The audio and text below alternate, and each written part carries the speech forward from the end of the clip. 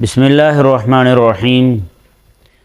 رمضان المبارک کا مہینہ جیسے ہی تشریف لاتا ہے، مختلف ٹی وی چینلوں پر وہ جو سارا سال ڈرامے بناتے ہیں، فلمیں بناتے ہیں، وہ دین سکھانے کے لیے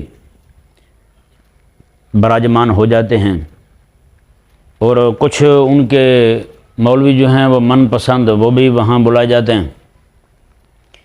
وہ سامنے بے پردہ خواتین بیٹھی ہوتی ہیں، ان پر نہ تو کوئی زبان کھولتا ہے، نہ کسی اور کو خیال آتا ہے۔ ہر طرح کی وہ دھمال چوکڑی، رمضان میں انعام گھر، پتہ نہیں کیا کیا طوفان بدتمیزی بپا ہوتا ہے، بے حیائی فحاشی کا بازار گرم ہوتا ہے۔ اور ہمارے بھولے بھالے لوگ جو ہیں وہ یہی سوچتے ہیں چلو رمضان المبارک میں نیکی کا کام کر رہے ہیں، وہ نیکی کا کام سمجھ کے اسے دیکھ رہے ہوتے ہیں۔ انہیں یہ نہیں پتہ ہوتا کہ ان کے جو رمضان المبارک کے روزے ہیں وہ سارے کے سارے ضائع ہو رہے ہیں۔ اس سے کہ ان پروگراموں کی وجہ سے ہوا یہ ہے کہ وہ جو ایک روحانیت تھی وہ ساری رخصت ہو گئی ہے۔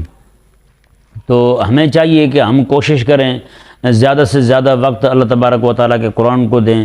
یہ ٹی وی سے، ان چیزوں سے بندہ اپنے آپ کو بچائے تاکہ اس کے روزے کے اندر روحانیت جو ہے وہ اللہ تبارک و تعالیٰ اسے عطا فرمائے۔ اللہ تبارک و تعالیٰ ہم سب کو ان کے اس فتنے سے بچنے کی توفیق عطا فرمائے، کیونکہ یہ بھی ایک فتنہ ہے امت کے اندر، یعنی کہ امت کو ایک افطار کا وقت جو ہے ایک خاص دعا کا وقت ہوتا ہے، اللہ تبارک و تعالیٰ کی طرف سے رحمتوں کو نزول ہوتا ہے، اور عین اسی وقت جو ہے وہ افطار کا جیسے وقت آئے گا سارے ٹی وی کھول کے بیٹھ جائیں گے، لوگ ٹی وی دیکھنے لگیں گے۔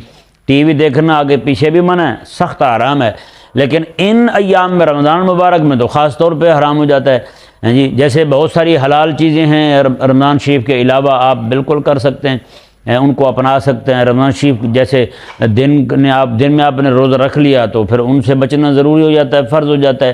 اسی طرح کر کے عام دنوں میں جو ہے وہ ٹی وی دیکھنا حرام ہے، تو ان کے پروگرام دیکھنے، فلمیں دیکھنے، ڈرامے دیکھنے حرام ہیں۔ تو جب یہ ایام آتے ہیں تو اس وقت تو بہت زیادہ حرام ہو جاتا ہے، یعنی کہ اس کے حرام ہونے میں اس کو اپنانے میں بہت زیادہ شدت آ جاتی ہے۔ اور ٹی وی پر بہت سارے مسائل جو ہیں عموماً وہاں وہی مسائل چھڑے جاتے ہیں رمضان المبارک میں جو مختلف ہی ہیں، اختلافی مسائل ہیں، ان کو چھیڑ کر کے عوام کے اندر بدمزگی پیدا کی جاتی ہے۔ وہ صرف اپنے پروگرام کی ریٹنگ بڑھانا چاہتے ہیں۔